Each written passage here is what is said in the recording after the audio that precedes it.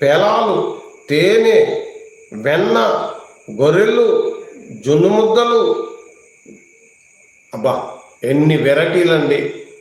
అవును, దేవుడు పెట్టిన భోజనం వెరైటీగా ఉంటుంది. దేవుడు తినిపిస్తే వెరైటీలు తినిపిస్తా.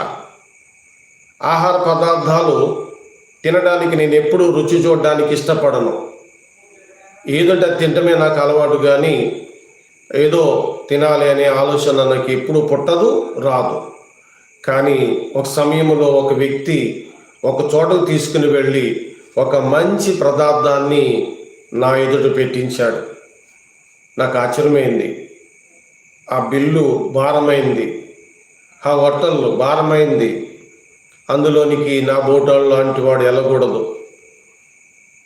గొప్ప సంపన్న కుటుంబాలు ఉన్నవారు వెళ్ళాలి.